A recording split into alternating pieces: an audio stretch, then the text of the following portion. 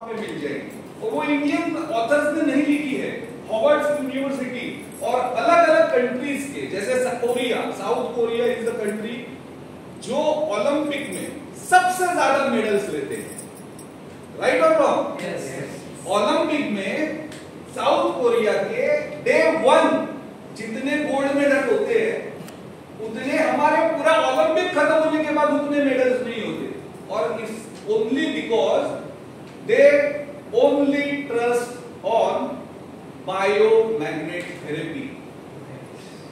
आप समझिए इस बात की बायोमॅग्नेटिक थेरपी जी आहे ही फक्त 4 देशांमध्ये मिळते, म्हणजे हा बायोमॅग्नेट 4 देशात मिळतो, ज्यामधला सगळ्यात मोठा देश साऊथ कोरिया, जपान, अमेरिका आणि चायना।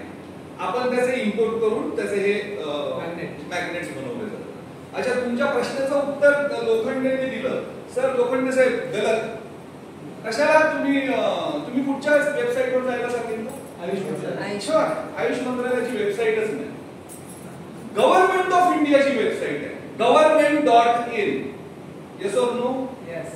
केंद्र सरकारची साईट आहे, त्या government.in या वेबसाईट मध्ये तुम्ही नेचरोपॅथी, आयुर्वेदा, आयुष अशाला जर क्रॉस केलं, टच केलं, तर तिकडे तुम्हाला व्हर्टिकल्स मिळते वेगवेगळ्या थेरपीज बद्दल, आणि त्या थेरपीमध्ये बायोमॅग्नेट थेरपी किंवा मॅग्नेट थेरपी अशा तुम्हाला थेरपीज मिळते।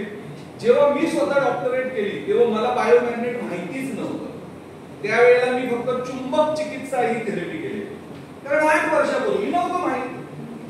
बट मॅग्नेट थेरपी आणि बायोमॅग्नेट थेरपी या दोन गोष्टी समजून घेतल्या पाहिजे। समजून घ्या, एक थेरपी आहे जी आहे मॅन मेड मॅग्नेट, ज्याला म्हणतात मानव निर्मित चुंबक। काय म्हणतात? मानव निर्मित चुंबक।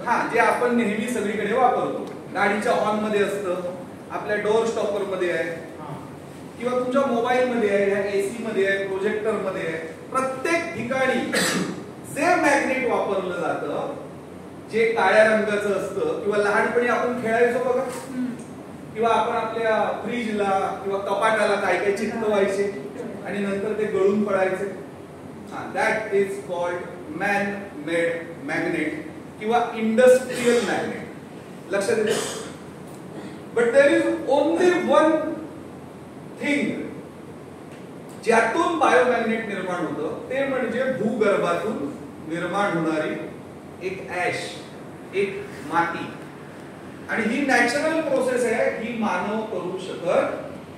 आणि जे फॅक्टरी मेड मॅग्नेट आहे किंवा जे मॅनमेड मॅग्नेट आहे याला कोणतीच मेडिकल ग्रेड अवेलेबल नाही। जसं आज जर एखाद्याचा पाय मोडला असेल आणि जर त्याच्यात स्टील घालायचं झालं, तर घरात पण भांडी कशाची आहेत आपल्याकडे, मग ते वापराल का? त्याच्याकरता सर्जिकल स्टील येईल, त्याच्याकरता एक मेडिकल व्हॅल्यू असलेलं स्टील येईल। तसंच तुम्हाला जर बायोमॅग्नेट हवं असेल तर ते बायोमॅग्नेट हे गाऊस वर मोजलं जातं। जसं साहेबांनी सांगितलं 3500 आणि 5000 गाऊसचं आपलं एक बटन आहे, ते 25 वर्षापूर्वी कंपनी आलेली भारतात जपानवरून, आणि ती सुद्धा असाच बेड विकत होती, माहितीये का तुम्हाला? मी नाव नाही घेत, पण त्या कंपनीने 25 वर्षापूर्वी 10 लाख बेड भारतात विकले। माहितीये तुम्हाला? माहितीये? येस और नो? यस। आणि त्यावेळेला 25 वर्षापूर्वी त्या बेडची किंमत किती होती? 1 लाख 1.5 लाख रुपये। 1 लाख रुपये। 1,50,000। म्हणजे कोणतरी म्हणताय 90, कोणतरी म्हणताय 1.5, कोणतरी म्हणताय 1 लाख। आपण एक ऍव्हरेज 1 लाख पकडून, कोणी घेतलेली हात वर करा सर, हाय का कोणी 1 लाख घेतला? अरे वा, लोखंडे साहेबच आहेत काय? अरे आहेत का 2-3 जण? साहेब लक्षात घ्या, 25 वर्षापूर्वी 1 लाख रुपयात सोनं किती तोळा येत होतं? त्यावेळेस ठाण्याला 20 तोळा येणार। किती तोळे आलं? 20 तोळा।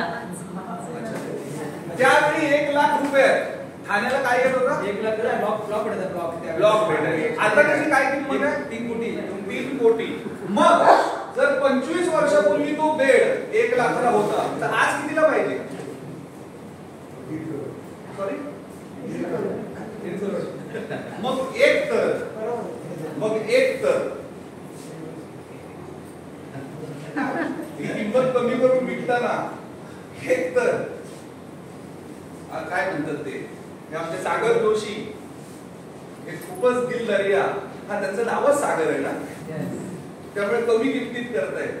पण ते तसं नाहीये. Please try to understand. 25 वर्षापूर्वी भारताचे असलेले परराष्ट्रीय संबंध आणि आजचे परराष्ट्रीय संबंध गेल्या 2014 पासून मोदी गव्हर्नमेंट आल्यापासून बरेचसे असे देश आहेत जे पूर्वी आपले दुश्मन होते किंवा आपल्याशी व्यवहार करत नव्हते, ते आज आपले मित्र झाले. इस्रायल काय होता तसंच हा जो साऊथ कोरिया आहे हा पूर्वी त्याचे टॅक्सेशन एवढे होते की तुमच्याकडे इम्पोर्ट करताना या मॅग्नेटवर 10 टाइम्स ड्युटी होती आणि आज हे फ्री ऑफ ड्युटी आहे. लक्षात येते? आणि म्हणून आयुष मंत्रालय, गव्हर्नमेंट ऑफ इंडिया आणि MSME micro small medium enterprises government of India यांनी याला ऍग्रीट्रेट केलेला आहे. आणि आपण सबसिडी हा शब्द वापरत नाही, बट तुम्हाला डिस्काउंटेड प्राइस मध्ये देत आहे. सो याच्यापेक्षा मोठं स्पष्टीकरण काय पाहिजे? अजून कोणाला काही प्रश्न?